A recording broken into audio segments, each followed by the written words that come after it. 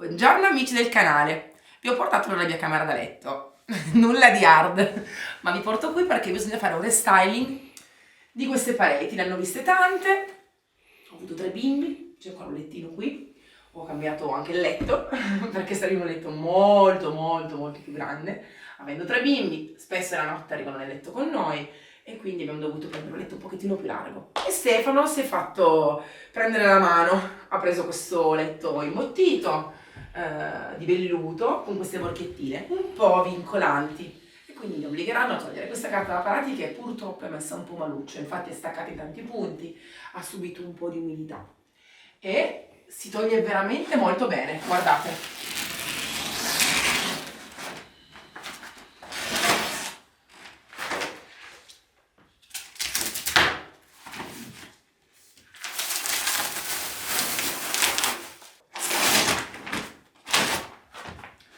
Detto questo, mettiamoci all'opera. Faremo pareti, testata ovviamente, un bellissimo cassettone da mettere davanti e vedremo quali nuance attuare. Ma ad aiutarmi oggi ho Luca.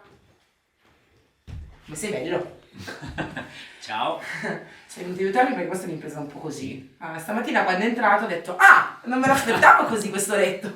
Non l'ho scelto io, però qualcosa dovrà anche scegliere Stefano. Poverino, dai, è giusto. Allora partiamo perché c'è da fare. Via.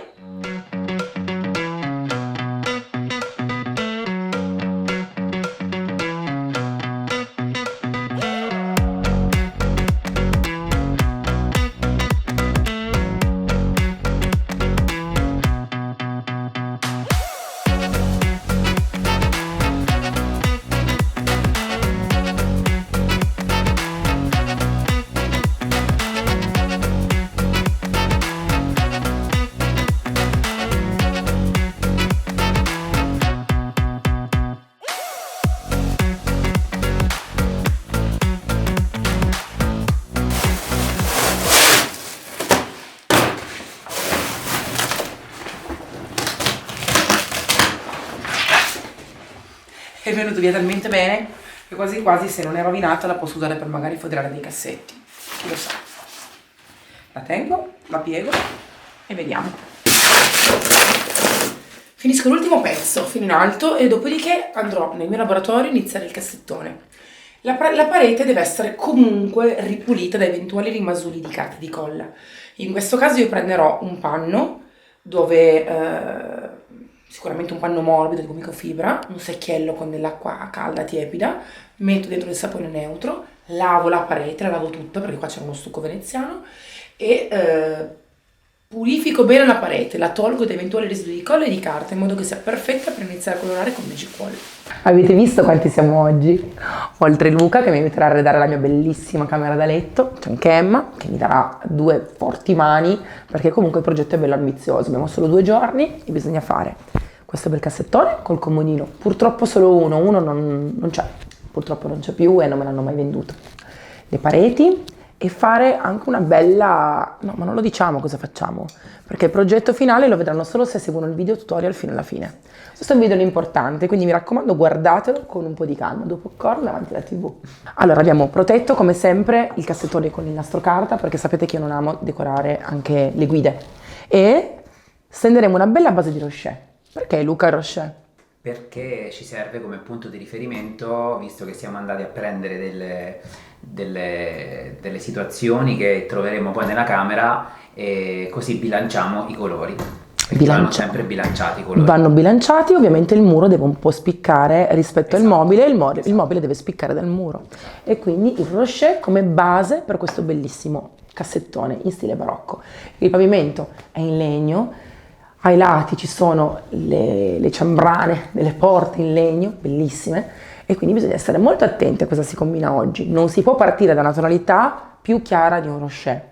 Nella mia casa non starebbe bene, quindi ricordatevi sempre, so che a volte volete schiarire gli ambienti e prendere dei colori bianchi di base, ma valutate sempre se la vostra casa li accetta questi colori troppo chiari. Non ha senso comprare un soffio, un cotton, un clear sand se avete comunque delle tonalità molto calde che stridono con un colore troppo bianco. Ragazzi, se mi togliete il marmo, io posso partire dipingendo bene tutta la struttura. Grazie. Ho utilizzato un Elizabeth, che è un pennello con una setola molto morbida. Fantastico perché mi aiuta sia a colorare le parti più lisce che andare un po' all'interno delle insenature, ma se dovessi far fatica ad andare all'interno dei fregettini prenderò un pennello a punta. La coprenza del Rocher è eccezionale, veramente, è una vellutatezza. Ovviamente devo calcare per andare all'interno dei miei fregini.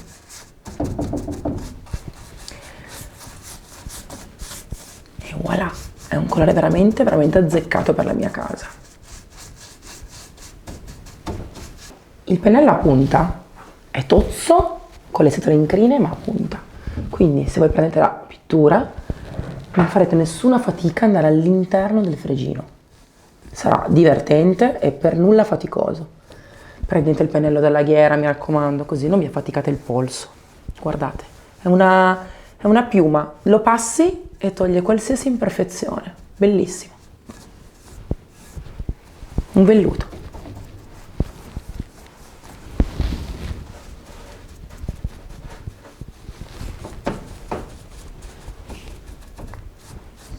E voilà. Copre veramente benissimo. Mi raccomando, lasciamo proprio la stesura liscia, senza segni, ma così sarà sufficiente una mano con qualche ritocco.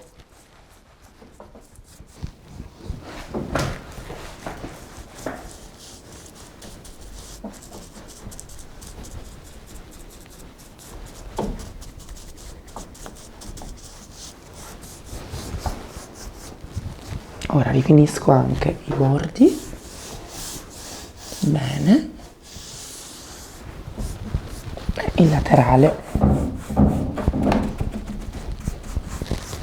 Occhio, quando fate mobili come questo, molto lavorati, guardate sempre di fronte, destra, sinistra, sopra e sotto, perché io ho dato una prima mano a questo bel cassetto quando era infilato nel mobile, ma ora guardando sotto noto tutto ciò che manca e non sarebbe il caso di fare poi questo passaggio quando la prima mano è già asciutta, quindi lo mettiamo all'aria oppure coricato e andiamo a togliere via le rimanenze di colore di base, che sono moltissime.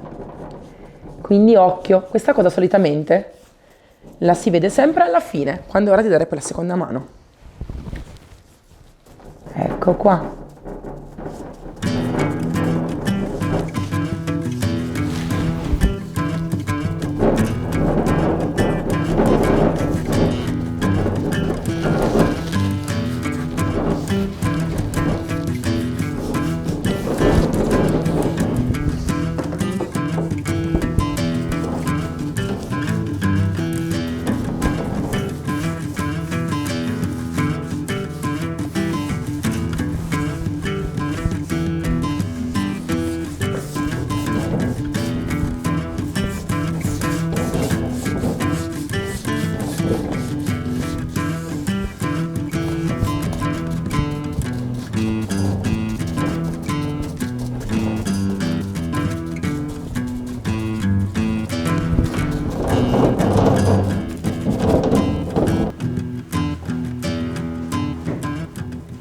Ma come funziona questo pennello? Bene? Benissimo, Lo consigliamo? è molto facile da usare. E quando fate i fregi, quando colorate i fregi, mi raccomando, è veramente una manna dal cielo. Fate pochissima fatica. E poi diciamo che sulla tua superficie, su questo materiale di legno molto vecchio, la setola incline di questo pennello aiuta tantissimo una stesura ottimale. Ottimo.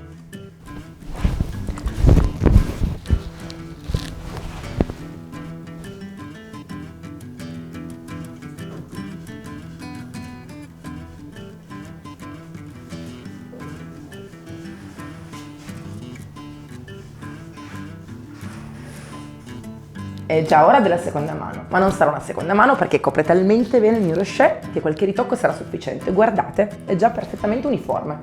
Il pennello ha aiutato moltissimo, va nei punti più nascosti e non lascia difetti. Guarda qui.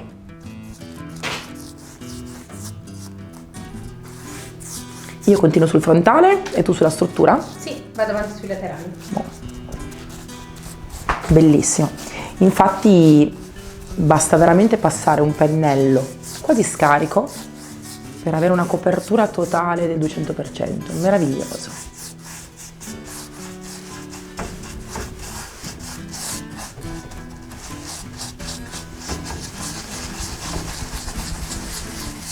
E voilà, avete visto? Io ho preso il colore una volta e non l'ho più ripreso, quindi a parte tirare quello preso inizialmente, ho una superficie perfetta, liscia, vellutata.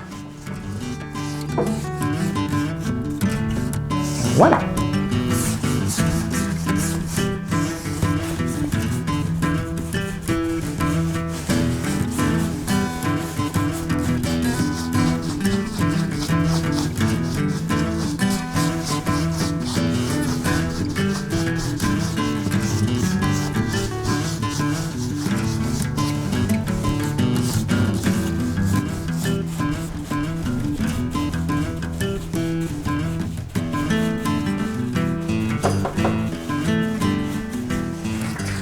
Il rocher è coperto benissimo con una mano e dei ritocchi. Non è servita una vera e propria seconda mano, ve lo assicuro. Ora ho posizionato sopra il marmo per capire cosa fare. La parete che lo ospiterà sarà molto forte, quindi voglio creare un abbinamento con il mobile di impatto, ma che leghi. Luca, mi aiuti? Perché alla fine le varie cromie vanno decise ora. Esatto. È troppo tardi, non possiamo fare come al solito che ti metto i bastoni fra le ruote. Quindi abbiamo deciso di abbinare questo bellissimo rocher di base a cosa? A Enjoy.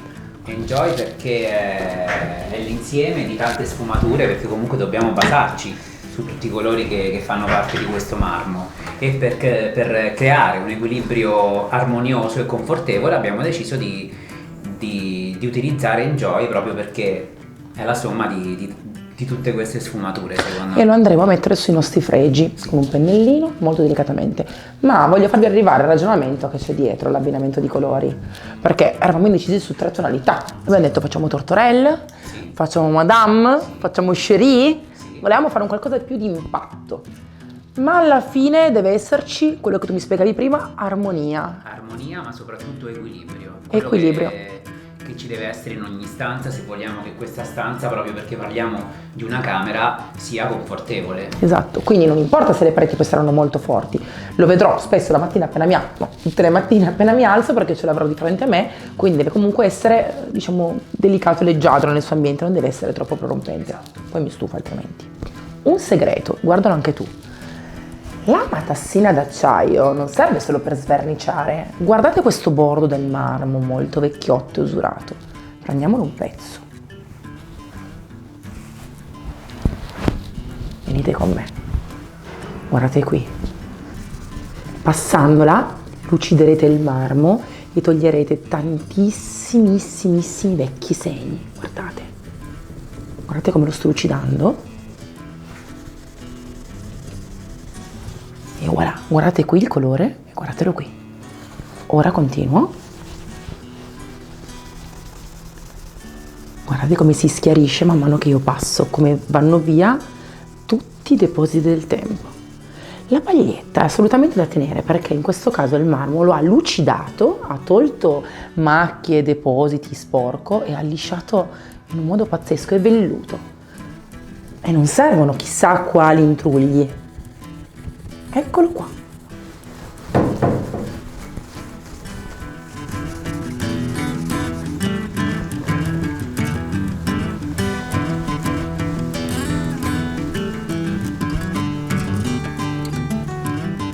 Bellissimo. Continuo. Questo marmo va assolutamente lucidato, bisogna togliere i vecchi segni e preservato, perché è veramente bellissimo. E torna alla sua luminosità originale. E vengono fuori anche dei colori molto più chiari che non si notavano prima.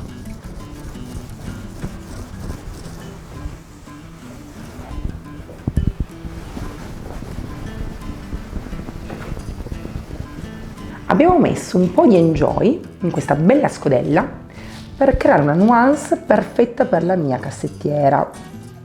E sarà Luca a decidere quanto scurire con vintage, mi fido, eh? Perché hai deciso di scurire con vintage? Perché a volte si deve personalizzare il colore, quindi in questo caso noi abbiamo bisogno di avvicinarci un pochino di più a quelle che sono le sfumature del marmo e questo possiamo deciderlo solamente in corso d'opera. Quindi noi precedentemente abbiamo scelto un colore di base come l'Enjoy per creare il nostro contrasto, ma il nostro contrasto va un pochino aiutato, quindi andremo a crearci il colore che più si avvicina al contrasto che vogliamo creare. Vado? Provo? Sì. Pennellino.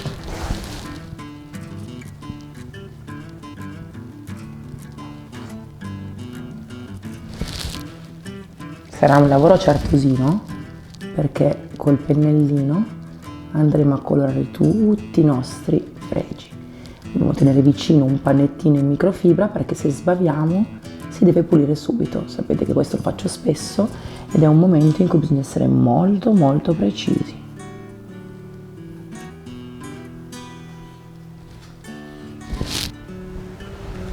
Quindi si va di qua, si fanno tutti i fregi per bene. E se si sbava è normalissimo, non capita assolutamente nulla. Si prende il pannettino nel frattempo perché tanto è ancora umido e si asporta la sbavatura, ritoccando dove in effetti serve. È molto facile.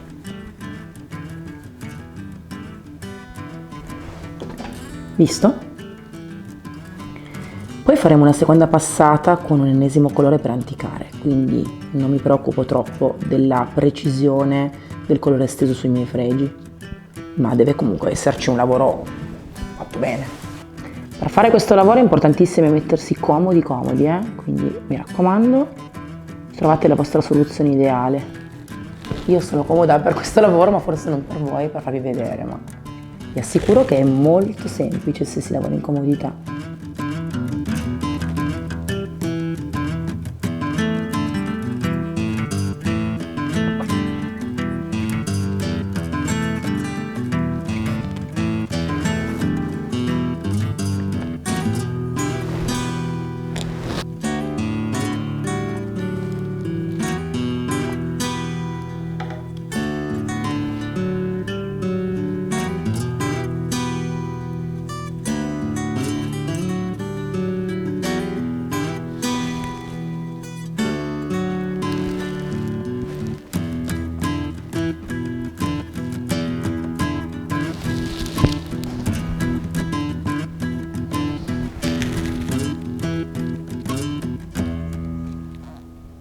È arrivato il momento di fare un bel lavaggio di colore. Queste due tonalità vicine sono bellissime e il Rocher è sempre una scoperta come base. Ora, spugne morbide, pennello bello tozzo, una ciotolina e due colori da mixare per fare un bel lavaggio. Parto con una base molto calda, il vintage. Quindi metterò una percentuale di vintage un po' più elevata, guardate qui. E voilà, e qualche cucchiaino di London Fumé, solo per dare quella nota leggera di modernità, ma non deve raffreddare troppo. Mettiamo un bel po' di acqua. Sapete che il lavaggio di colore viene bene soprattutto quando la percentuale di acqua è proprio ben calibrata. Non c'è una percentuale da rispettare, a volte può essere il 30, a volte il 60, dipende molto da quello che voi volete. Una sola regola sempre fondamentale: più acqua si mette, più bisogna fare attenzione, perché se lo lasciate troppo tempo a contatto con la superficie può essere che poi dopo vi sollevi la base. Ovviamente stiamo mettendo una pittura acquosissima su una vernice pura, quindi occhio. Quando miscelo questi due colori viene fuori questa tonalità che mi piace tantissimo, guardate. Vi consiglio per questo restyling un pennello bello, tozzo e morbido. Il King sarebbe perfetto. Uso il mio King per girare l'ultima volta perché si cattura tutte le particelle di colore che ci sono ancora al fondo, le miscela bene e crea la mia crema lavante. Bellissimo. Perfetto. E ora parto col colorare. Secchio, vicino, di acqua calda tiepida. Panni in microfibra morbidi da poter eliminare l'eccesso e ricordate sempre uno asciutto e uno bagnato. Quello bagnato toglie di più, quello asciutto toglie un po' di meno. Così calibrate e capite quanto volete togliere in realtà. Mi raccomando, il pennello del King, bello, bello, bello scarico, altrimenti ne mettete dappertutto. È bene capire se lavorare in verticale o orizzontale. Se non l'avete mai fatto potete anche cercare di togliere via tutti i cassetti e lavorare in orizzontale. E ricordate però sempre una cosa, una volta fatto il cassetto bisogna sempre accostarlo al marmo e alla scocca del mobile, perché la miscelazione di colore e il lavaggio deve essere totalizzante, deve essere omogeneo su tutta la struttura. Non potete fare tutti i cassetti un giorno, la scocca un altro e poi dopo il terzo giorno unire cassetti e scocca e marmo, altrimenti potrebbe venire fuori qualche incongruenza. Partiamo.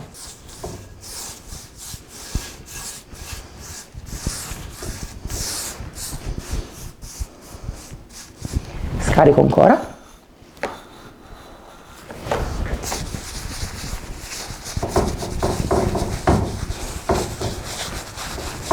È una delle tecniche che amo di più, sempre bellissima da rappresentare. E voilà!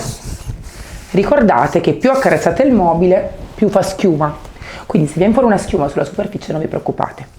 Un'altra cosa, più il colore rimane a contatto con la base, più colora, più macchia, perché asciuga, viene assorbito e macchierà la base. Quindi se volete fare un lavaggio leggero, non lasciate troppo tempo il colore a contatto con la base. Togliamo? Andate per step, mi raccomando.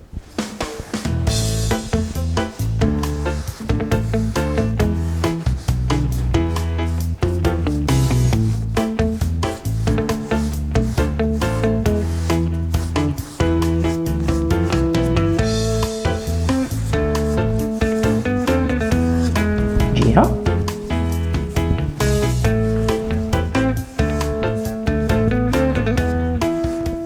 E ora se vogliamo togliere un pochettino di meno prendiamo il panno asciutto, con lui togliamo meno, anzi andiamo a fissare il colore che ancora è rimasto sulla superficie, non vogliamo eliminare.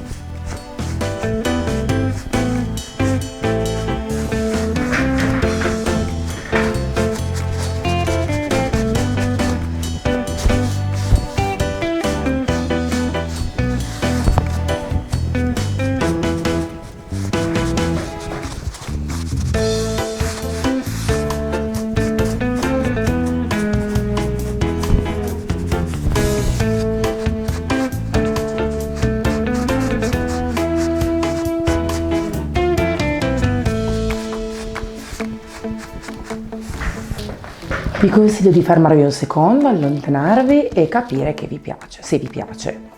Se vi piace, fermatevi, lasciate asciugare, ma ricordate che il lavaggio nel frattempo cola. Quindi se lavorate in verticale potrebbero esserci dei rigoli di colore. In questo caso se non volete avere rigoli di colore, vi piace così, lo togliete, lo mettete in orizzontale e lasciate che asciughi. Continuo con gli altri cassetti.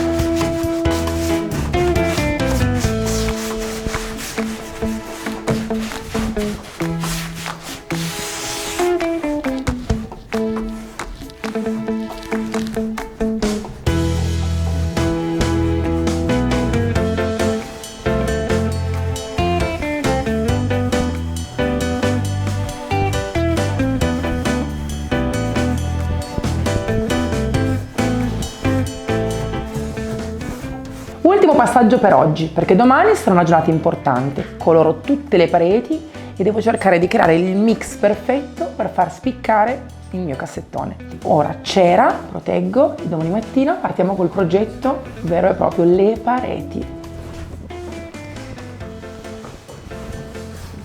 Una bella passata di cera nutriente e domani con un bel panno in microfibra massaggio.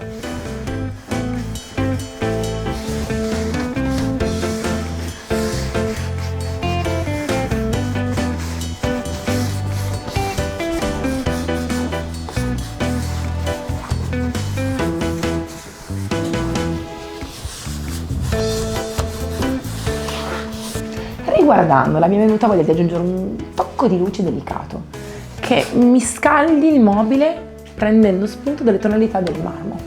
E quindi ho preso la mia bellissima regina. La mettiamo sempre a dito, mi raccomando. Ecco qua.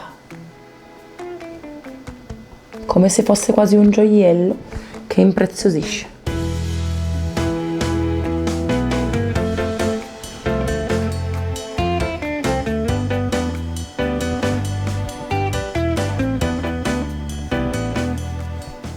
Sono veramente curiosa di vedere come sarà nel contesto.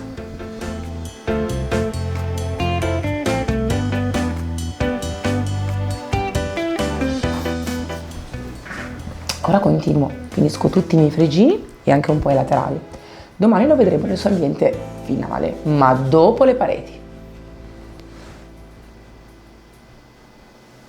Il nostro mobile è finito e anche il comodino. Veramente caruccio. I pomelli li ha scelti Luca e devo dire la verità, sono partita che volevo assolutamente un qualcosa di vintage, di antico, di originale. E ieri sera mi sembravano un po' troppo pesanti. Poi se ne arriva Luca col suo bel pomello di vetro leggero e ci sta proprio bene. È il giusto tocco. Serviva questo. Sì. Quindi sono felicissima e ho messo sulla corolla del pomellino un goccino di cera regina. È veramente il punto di luce che mancava. Ora bisogna dedicarci cuore e anima alle pareti, esatto, perché le pareti devono far risaltare questo mobile. Assolutamente. Non bisogna pensare che sia stato un mobile senza carattere, senza osare, perché magari vederlo dal vivo sembra il classico mobile chiaro, con il lavaggio, con un po' di cera dorata, ma invece abbiamo fatto proprio il lavoro al contrario. Siamo partiti dal mobile per creare la giusta ambientazione nella stanza. Finestre molto grandi, una porta molto grande, molto legno antico, molto scuro. E quindi che si fa? Che tonalità si sceglie? Andremo su un blu nero che creeremo. Certo, perché il Nuit d'Amour è bello, ma è un blu, un bel blu. Invece il Nuit Parisien sapete che è un nero molto vintage. Quindi creeremo la nostra tonalità di blu profondissimo utilizzando dentro il Nuit d'Amour il Nuit Parisien. E facciamo un effetto in camera molto molto profondo. A me piacciono i colori scuri, lo sanno tutti che è proprio il mio amore, il colore scuro sulle pareti. Io adoro mobili di legno o chiari o comunque con un tocco, ma su pareti scure, tantissimo. Apriamo e giriamo bene, perché ricordate sempre che la wall è completamente differente dalla paint, ha una soluzione differente, ha una percentuale di resina all'interno, è profumata, lavabile, idrorepellente, si attacca tutto, è pazzesca come pittura. E quindi bisogna ricordarsi bene che bisogna rendere la miscela perfetta girando bene. Io qua dentro al mio secchiello ho già messo un intero secchio di wall da 4 litri, per far prima, perché comunque la stanza è grande e facciamo tutte le pareti. E quindi mi servirà tutta. Vado? Sì, pronti. In questo caso, avendo 4 litri di wall, quindi il secchiello da 4 litri e un 7,50 di Nuit Parisien, io so perfettamente quanto colore sto creando. Esatto, è molto giusto secondo me farsi delle proporzioni facili per ricordarci se in un futuro dovremmo rifarlo, magari anche in che misura l'abbiamo utilizzato. Esatto, e se non dovesse bastare però quello che aggiungete basterà pesarlo. Esatto, quindi prendete una bilancia, quanto ne ho messo? 100 grammi, 200 grammi, così Esatto. sapete perfettamente rifare il colore senza problemi. Scoliamo bene il barattolo e non buttiamo via neanche una goccina, guai. ottenere il nostro nero blu perfetto abbiamo messo 2 latte da 7,50 di noi paresiani dentro quella Nuit d'Amour. La mia stanza è grande perché ha i soffitti altissimi. Diciamo che in una casa normale, standard, con i soffitti normali, ne avanzerebbe, basterebbe forse la metà del quantitativo che ho fatto io. Però appunto, avendo delle pareti così grandi, ho preferito fare il colore una volta sola e avanzarlo un po' di più. Una cosa molto importante, io l'ho già fatta perché non volevo sporcare il tutto davanti a voi, però ho preso un altro secchiello e ho scaraffato. Ancora di più quando si miscelano 2 colori, che sia un giallo e un bianco, un rosa e un bianco, un blu e un nero, è fondamentale scaraffare. Cosa vuol dire scaraffare? Che si prende il contenitore in cui ci sono i colori miscelati e si va avanti e indietro, scaraffando da un secchio e poi di nuovo nell'altro. Questo è l'unico metodo che avete per far sì che la composizione sia vellutata, liscia, omogenea, perfetta, una tonalità unica. Noi oggi usiamo Merlino, uno dei miei pennelli preferiti ormai, perfetto per i mobili, ma perfetto soprattutto per le pareti, perché ha un'impugnatura che non stanca il polso, una bella setola lunga che accarezza la parete, sarà bellissimo. Una cosa che forse a casa però non ho notato è che i miei muri sono in stucco veneziano. L'avete visto? E non stiamo grattando i muri prima di colorarli, anzi, sono stati spolverati per bene. Ora andiamo su, vernice pura, senza diluire nulla, e coloro, parto a colorare. Non lavo la parete perché essendo una camera da letto non ha grassezza e io colorerò direttamente. Ho alcuni punti in cui i bambini hanno addirittura passato il pennarello e coprirà tutto, per fortuna. Quindi andiamo in casa e partiamo a colorare. Finalmente siamo arrivati al momento di colorare le pareti. Abbiamo smontato tutto, protetto i pavimenti, non vogliamo che qualche schizzo vada sul parquet. Però ricordate sempre che Magic Wall non cola, quindi un cartone basta. Come vi dicevo prima, i muri sono liscissimi perché sono in stucco veneziano e questa è una delle motivazioni principali per cui vi dico fidatevi di Magic Wall e acquistatela senza problemi. Spesso quando vanno i decoratori nelle case hanno sempre molto timore perché per togliere uno stucco veneziano si usava levigare le pareti, fare polvere, poi pulire, asportare la polvere, togliere via tutto quanto, quindi anche con dei panni, lavare, dare dei fondi aggrappanti per poi passare la tonalità. È un metodo di lavoro che non si usa più adesso, nel momento in cui ci sono pitture performanti come Magic Wall non è necessario.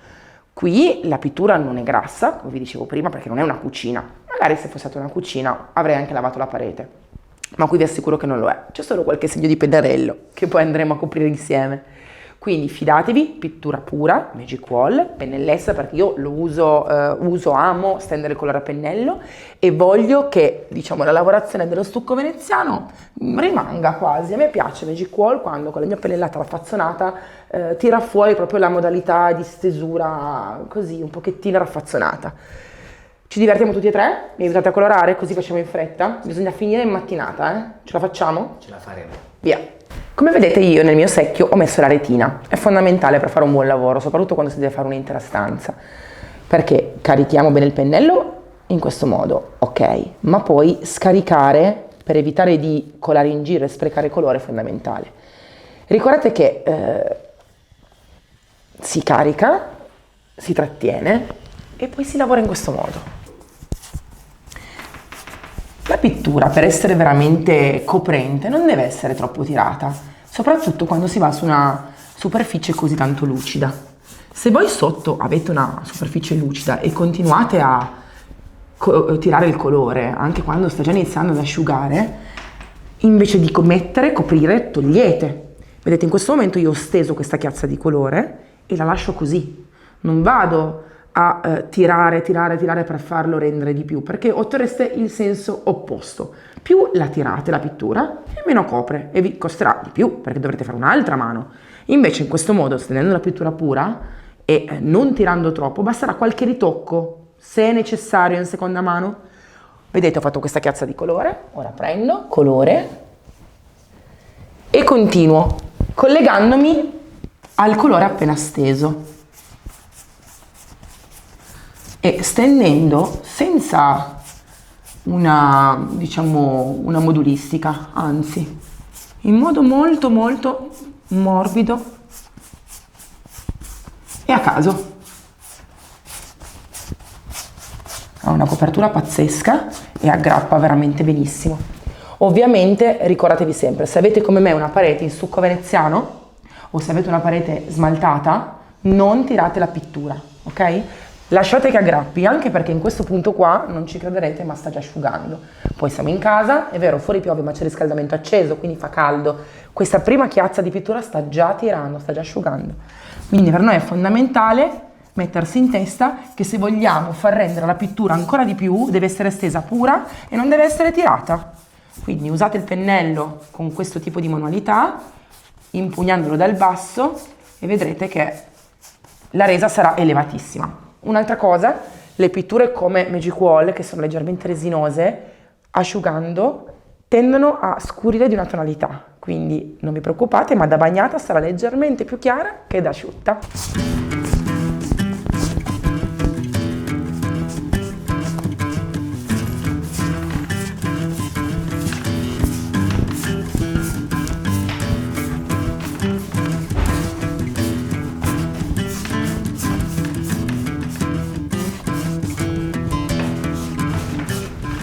Vado direttamente a coprire i segni di pennarello dei miei monelli.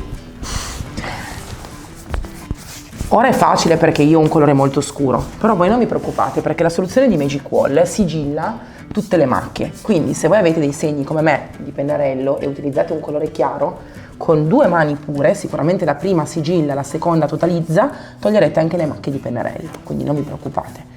Tanti segni che ci sono magari sulle pareti perché ci sono stati dei problemi, degli artisti in casa, andranno comunque coperti senza problemi.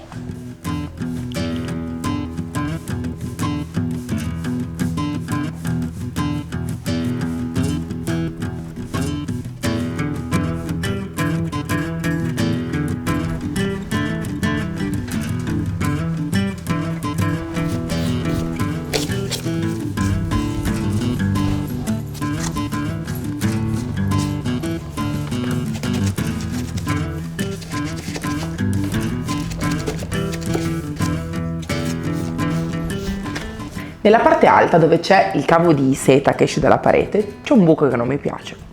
E avete capito che ormai noi facciamo veramente molta attenzione alle finiture. Ci mettiamo un bel fregio Voodoo Bend.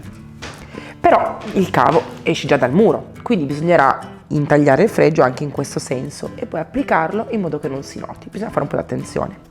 La parte centrale la togliamo, in modo che da questo buchino qua esca il filo, e dopodiché lo incidiamo e lo incolliamo alla parete. Scaldo bene il mio fregio prima di inciderlo, perché è importante, più il fregio è caldo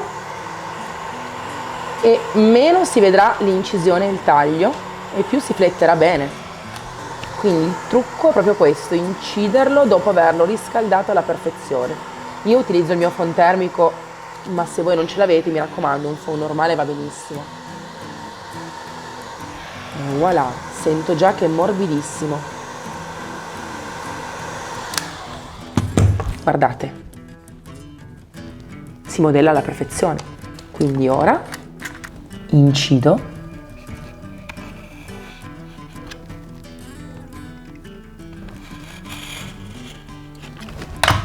e in questo modo, quando si sarà raffreddato, potremo di nuovo poi applicarlo alla parete. E qui togliamo il centro in modo da far passare il filo della luce. Fin quando è caldo viene veramente via facilmente, si può lavorare quanto si vuole. E voilà, pian pianino facciamo leggermente pressione e adesso con un pezzettino di carta vetro lo limo leggermente, tolgo via il bordino.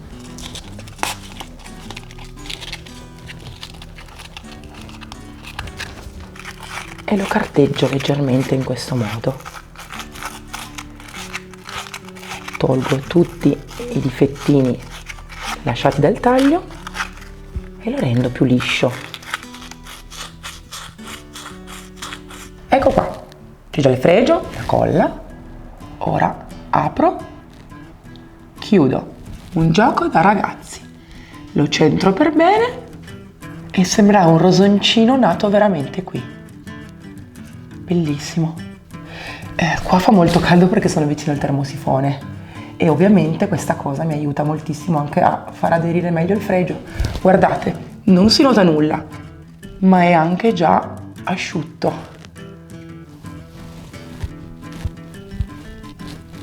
Fantastico. Ricordate che se il fregio è bello caldo aiuta la colla appunto a tirare e si aggrappa ancora meglio e più velocemente. Adesso aspetto che si asciughi bene bene bene, poi dopo lo coloro pian pianino con un pennellino, andando intorno e facendo attenzione a non colorare il cavo. E ora di dare i ritocchi della seconda mano. Ricordate, i ritocchi si possono dare solo se di base avete un colore puro e ritoccate col colore puro. Spesso mi dite, Elisa, il giorno dopo mi sono resa conto che non era perfetto, la luce nuova, quindi ho preso il colore del giorno prima e ho ritoccato, ma si vedono le macchie? Si vedono solo se ci mettete dentro acqua, perché la diluizione, anche se voi pensate di tenere sempre girato, cambia perché la diluizione la fate all'inizio, man mano che usate la vernice scende e quindi cambia anche la percentuale di acqua e di vernice, soprattutto perché poi si divide. Ok? Quindi mi raccomando, il lavoro che sto per fare ora io, quindi di non dare una seconda mano totale, ma di fare solo dei ritocchi, la potete fare solo se usate la pittura pura in prima mano e in seconda mano. Non importa se il colore è mixato, ok? Se vedete è già molto molto uniforme, vedo qualche piccola striaturina e la vedo perché comunque è un colore molto scuro e sugli scuri i difettini si vedono ancora di più, occhio. Quindi cosa posso dirvi a sensazione? 1, liscia, vellutata, fantastica. Sembra che non abbia perso la bellezza dello stucco veneziano perché è veramente un velluto. Riflette perché comunque illumina la stanza e anche se è un colore molto forte e molto scuro, cattura al 100% le finestre, la luce delle finestre che sta entrando e la riflette nell'ambiente e quindi anche se scuro è un ambiente luminosissimo, fantastico. Bella, profumata, c'è un profumo qua dentro che inebria, ma soprattutto è bella la texture, perché se vedete c'è questa lavorazione della pennellata disomogenea che va proprio a enfatizzare quello che già c'era come stucco veneziano alla base, ma lo ha reso leggermente più moderno e contemporaneo, perché questa satinatura lo rende molto più contemporaneo, ha tolto quel sapore di vecchio che dava lo stucco veneziano. Quindi la pittura pura, pennello di prima, intingo, scarico benissimo e passo solo dove ho alcuni segni.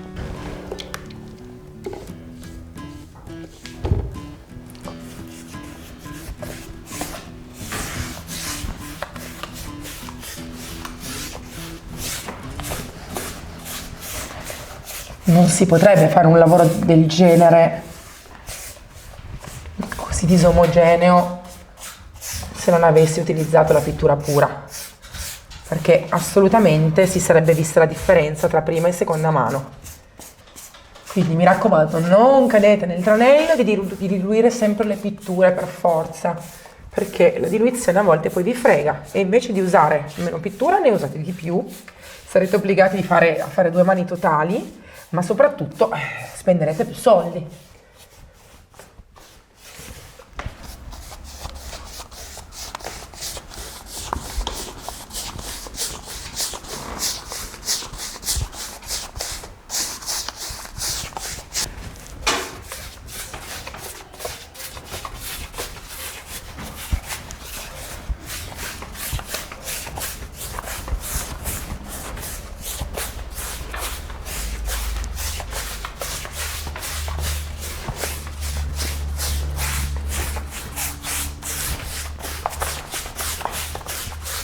È arrivato il momento di decorare. Sì. Cosa mi proponi oggi?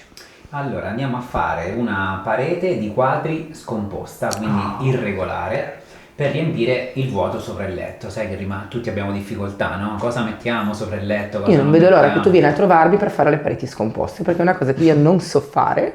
Io ho le cornici d'appoggio sui mobili, con le fotografie dentro le cornici d'appoggio, perché ho proprio l'ansia di creare queste pareti dove ci sia, diciamo, grazia nell'abbinamento delle varie cornici, perché è una cosa che non è facile da fare. Ci sono comunque delle, diciamo, delle cose di cui bisogna tenere conto. Sì, un po' come se vai a creare una coreografia, no? Alla fine, a parete, deve essere così. È il mio limite, quindi avrei carta bianca in questo. Va bene.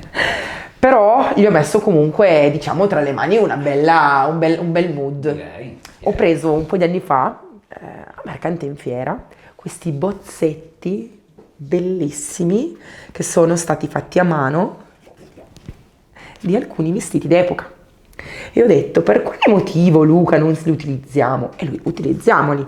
Prendiamo tutti i nostri bozzettini, che sono più belli dell'altro, e creiamo la nostra parete. E lui è uno dei quadri a cui ci ispireremo. Lui è già fatto così, non deve essere assolutamente modificato, cambieremo anche la cornice, però anche lui è stato acquisito, diciamo, in un mercatino, ed è una pubblicità, una reclame, come si chiamava, di una modella con un vestito d'epoca. Questo qua sarà il nostro mood, il nostro filo conduttore per arredare la stanza, quindi femminile, molto femminile, epoca e bozzetti di vestiti. Ma non compro cornici nuove, avevo delle cornici vecchie, di legno, classiche, che probabilmente mi hanno anche lasciato qua in negozio regalandomele, e avevano questi quadri molto molto vecchi, la nave, dei dipinti astratti. Ho tolto via le copie, le tengo da parte, assolutamente non le butto, però utilizzerò il vetro, che è sano, e la cornice, mettendo poi all'interno i nostri bozzetti, vero? Sì. Allora, hai deciso di utilizzare Nuit Parisienne per la cornice, e invece utilizzeremo un po' di wool che è avanzata, della stessa tonalità del muro, per colorare il cartoncino. Esatto, quindi il passepartout andrà, diciamo, a sparire nella parete e si vedrà molto in risalto il nostro disegno e la cornice che andremo a fare con Nuit Parisienne. Quindi tono su tono, sì, per far spiccare ancora di più il disegno e per dare una linearità che fa spiccare proprio il soggetto. Ok? Partiamo. Coloro le cornici con il Nuit Parisienne, Magic Paint ovviamente, puro. Uso la paint perché sapete che su materiali lucidi e comunque legnosi si utilizza la paint. La wall la utilizzo perché andrà su un cartoncino, quindi assorbe, ma soprattutto perché è dietro il vetro, quindi perché sprecare prodotto? Mi raccomando, pura la pittura, non usate pittura diluita, non ha senso. Se già ce l'avete diluita, ok, altrimenti non diluiamola apposta per velocizzare. Tranquilli che potete anche utilizzare il phon, non c'è nessun problema. Io do subito una bella mano pura di Nuit Parisienne, poi passiamo direttamente con phon a dare poi già la seconda. Guarda come cambia già viso questo quadro. Perché la cornice fa tutto, la cornice fa tutto. Il quadro può essere anche meraviglioso, ma se la tonalità che utilizziamo per la cornice è sbagliata, niente, non ne usciamo. Sono veramente curiosa di vedere cosa succede. Sai che questa camera me la sto immaginando da anni, quindi sono molto emozionata. E voilà. Mentre Luca asciuga la cornice, io proseguo a colorare tutte le altre.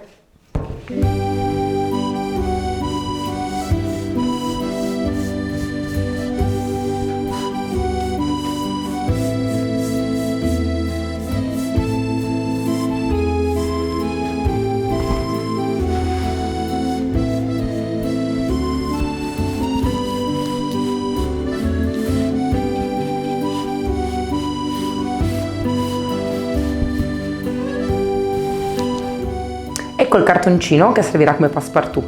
Era il vecchio cartoncino che c'era dietro il quadro, ma noi lo salviamo perché è di misura, è bello spesso, e lo tingiamo, così sarà il perfetto passepartout. Mi raccomando, la wall pura, soprattutto ora che c'è il cartone che assorbe acqua potrebbe comunque torcersi. Guardate che tonalità, bellissima. Una mano e il gioco è fatto. Che profumo questa wall.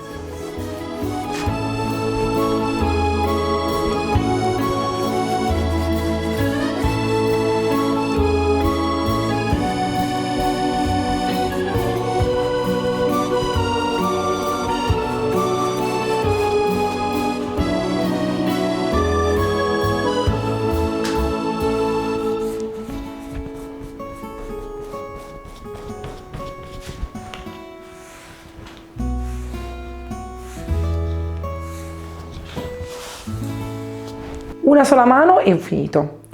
Il colore diverrà un attimino più scuro nel momento in cui si asciuga bene, prende, diciamo, la stessa tonalità che c'è sul muro.